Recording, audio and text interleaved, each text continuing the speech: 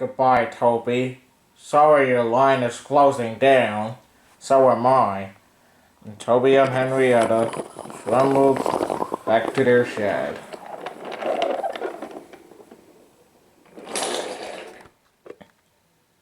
No one wants me, Toby thought, and he went happily to sleep.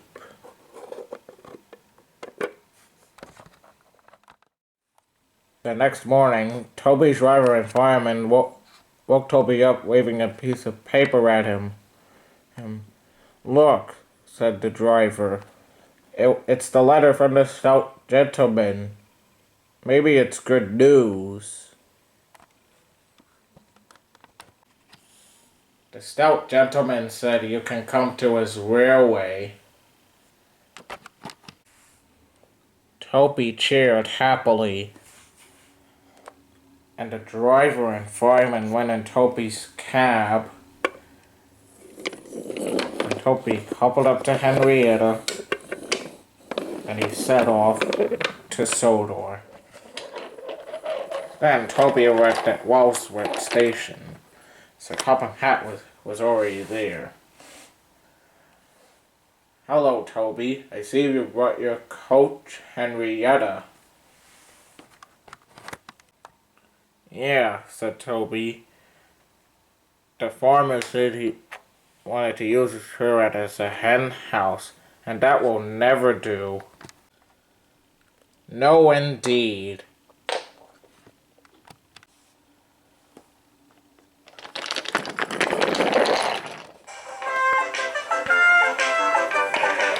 Toby made the silly cars behave, even better than Thomas did.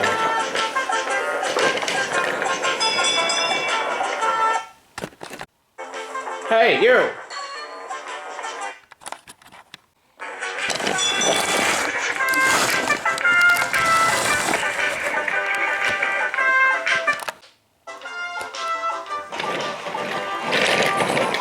At first, Thomas was jealous, but he was so pleased that Toby had frightened the policeman. They became firm friends ever since.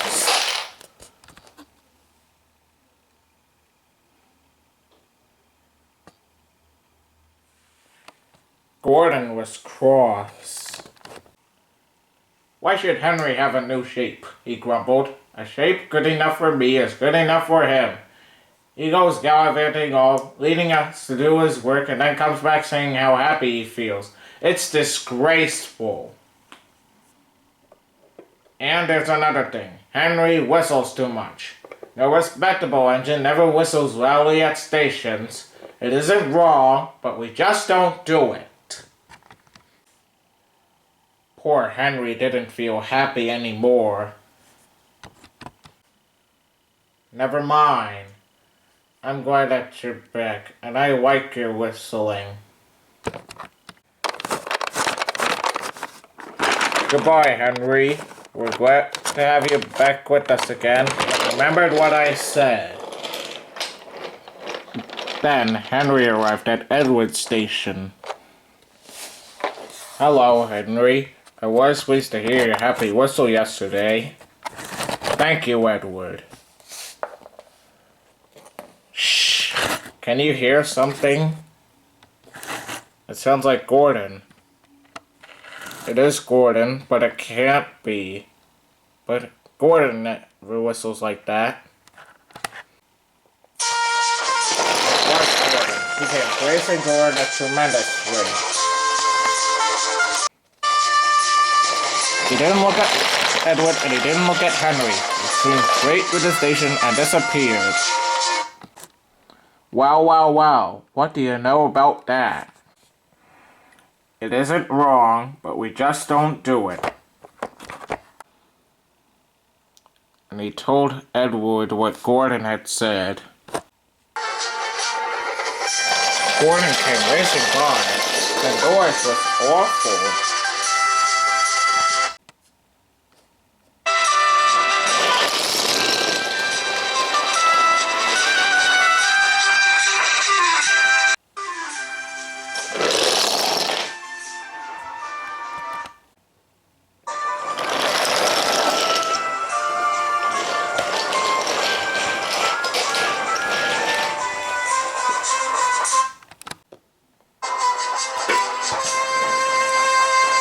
the station, everyone covered their ears.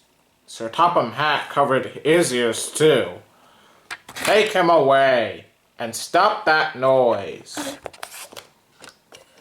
Gordon steamed sadly away. It wasn't long before one of the workmen had knocked the whistle valve into place.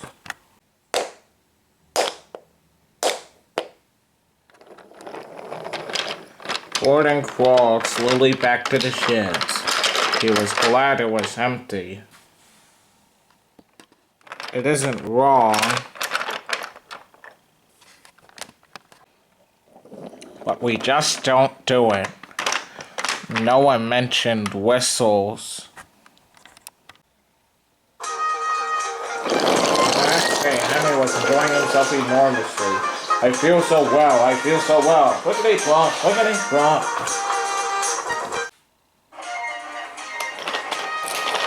Then Henry could see the boys. Hello, he whistled.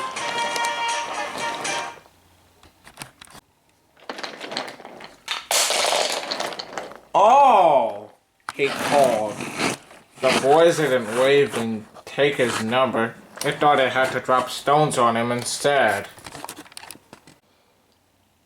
They broken our glass. They broken our glass. The passengers weren't hurt, but they were cross. Call the police. No, said the driver. Leave it to Henry and me. What would you do? Can you keep it secret? Yes. Henry is going to sneeze at those boys.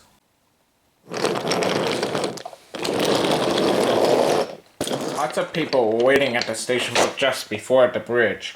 They wanted to see what would happen. Henry has plenty of ashes. Please keep all windows shut until we have passed the bridge.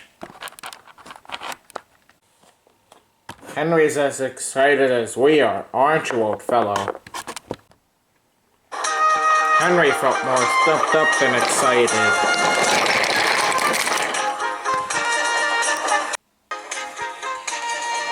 Soon Henry could see the boys, and they all had stones. Are you ready, Henry? Said the driver. Sneeze hard when I tell you. Now, he said. Achoo! Ah!